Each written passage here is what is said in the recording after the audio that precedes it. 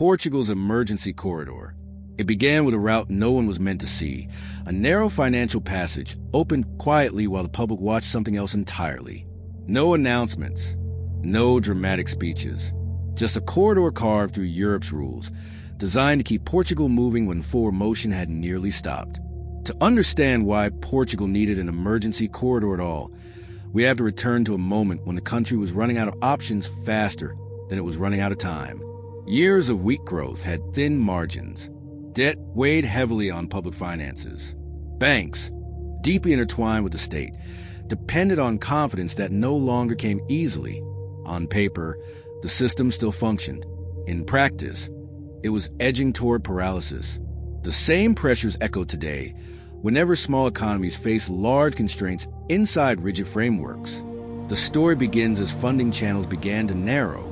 Market access grew expensive, then unreliable. Refinancing windows shortened. What had once been routine became conditional. Each auction carried more tension than the last. Officials assured the public that stability remained intact. Yet inside ministries and central bank offices, projections told a harsher story. Without intervention, liquidity could freeze not from panic, but from exhaustion. Portugal's challenge was unique, but familiar. It could not devalue freely. It could not expand spending without consequence. And it could not allow its banks to stall without dragging the economy with them. Traditional tools were constrained by agreements that promised discipline, but offered little flexibility. When stress accumulated slowly rather than explosively, that is when the corridor took shape, not as a bailout in name, but as a sequence of allowances, interpretations, and temporary mechanisms that allowed liquidity to keep flowing without formally breaking the rules. Funding moved through special channels. Timelines stretched. Guarantees layered carefully. Each step was technical, defensible, and deliberately understated. To the outside world, nothing dramatic happened. Banks opened. Payments cleared. The economy continued to function. But beneath that calm surface, Portugal was navigating a narrow passage between compliance and collapse, using every inch of discretion available. Those closest to the process understood the risk. Corridors are not meant for long journeys. They are meant to buy time. And as Portugal moved through this one, the question was no longer whether it worked, but what would happen when the passage finally ended. The corridor expanded quietly, step by step, as pressure continued to mount. Each week brought new calculations, new interpretations of what flexibility could mean without triggering formal breach. Liquidity was routed through state guarantees that blurred the line between sovereign and bank. Central bank facilities were accessed at the outer edges of eligibility. Maturities were extended just enough to prevent immediate strain, but never enough to restore confidence fully. Inside Portugal's banks, survival replaced strategy. Treasury desks focused less on growth and more on continuity. Every payment cycle became a checkpoint. Funding plans were rewritten repeatedly, adapting to corridors that could narrow without warning. The institutions were still operating, but only because the corridor remained open. One misstep, one shift in interpretation, could collapse the entire passage. Regulators monitored the system with heightened vigilance. They understood that while the corridor preserved function, it also masked fragility. Asset quality continued to deteriorate slowly. Capital buffers thinned. Non-performing loans rose, not dramatically, but persistently. The system was not healing. It was being sustained. International partners noticed the strain. Portugal met its formal obligations, but only just. Reviews grew more intense. Language in reports tightened. Confidence was no longer assumed. It was conditional. Every extension came with scrutiny, every allowance with expectation. The corridor bought time, but it also accumulated obligation. Inside government, debates sharpened. Some argued the corridor had to be widened, turned into something more permanent. Others warned that permanence would invite complacency and political backlash. The passage was a compromise born of necessity, not a solution meant to endure. The longer Portugal relied on it, the harder it would be to exit cleanly. Businesses felt the constraint as well. Credit remained available, but cautious.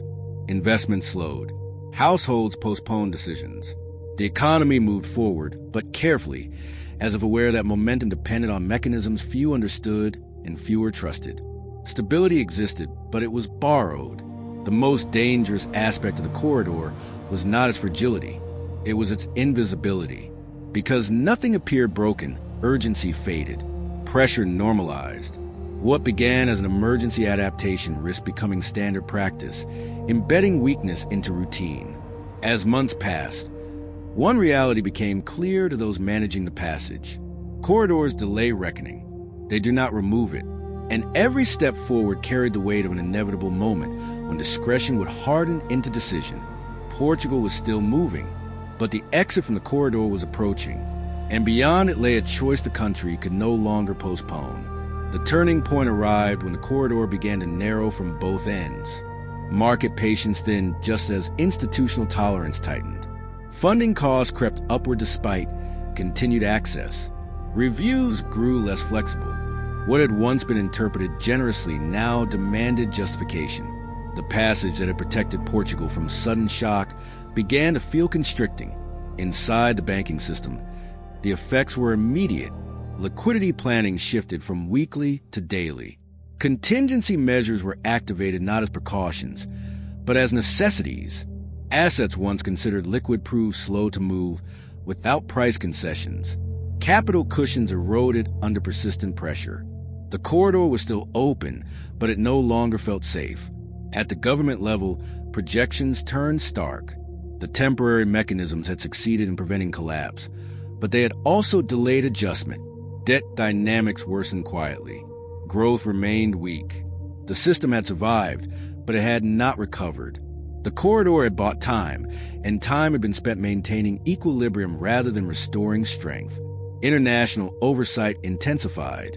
Reviews now focused not on compliance, but on exit. How would Portugal transition back to normal funding? What conditions would replace discretion? The answers were incomplete, and incompleteness carried cost. Confidence does not wait for plans. It reacts to their absence. Banks felt the pressure through counterparties who no longer assumed continuity. Trade finance tightened. Cross-border exposure declined. Even routine transactions required reassurance. The corridor, once invisible, began to cast a shadow. Those who depended on it most sensed that its existence was now a signal rather than a shield. Inside policy discussions, the dilemma sharpened. Extending the corridor risked entrenching weakness. Closing it abruptly risked triggering exactly the freeze it had been designed to prevent. The space for gradual adjustment had narrowed. The system demanded resolution. What became clear was that discretion could no longer substitute for structure. The corridor had preserved movement, but it could not restore trust. That required a different approach, one that acknowledged losses, restructured obligations, and accepted limits that had been deferred too long. Portugal stood at the threshold of that decision. The emergency passage had served its purpose. Now it threatened to become a trap. And when corridors become traps, the exit is never painless. The exit began not with celebration, but with acceptance. Portugal acknowledged what the corridor had quietly concealed. Survival without repair is only delay. Losses were recognized. Banks were restructured. Capital was rebuilt under conditions that replaced discretion with discipline. The passage that had protected the system was closed deliberately, not because danger had vanished, but because continuing to rely on it had become the greater risk. The transition was painful. Credit tightened before it stabilized. Public finances absorbed strain that could no longer be deferred. Political narratives shifted from reassurance to realism. Yet with each adjustment, something critical returned: predictability. Markets respond not to comfort, but to clarity. And clarity finally emerged once the corridor was no longer doing the work of truth. Europe responded cautiously, then constructively. Oversight frameworks adjusted. Emergency flexibility gave way to permanent mechanisms designed to activate earlier, more transparently. Portugal's experience became a reference point for managing slow-burning crises inside rigid systems. Not every emergency announces itself. Some unfold quietly, requiring tools that acknowledge time as both asset and liability. Inside Portugal, the lesson endured. Stability cannot be maintained indefinitely through exception. Corridors must lead somewhere. They are bridges, not destinations. When used wisely, They prevent collapse. When relied upon too long, they erode accountability. The country did not emerge stronger because it avoided crisis. It emerged stronger because it confronted it before paralysis became collapse. The emergency corridor had done its job. Closing it restored something more valuable than flexibility: control. Sometimes the smallest shift in perspective becomes the beginning of a new future.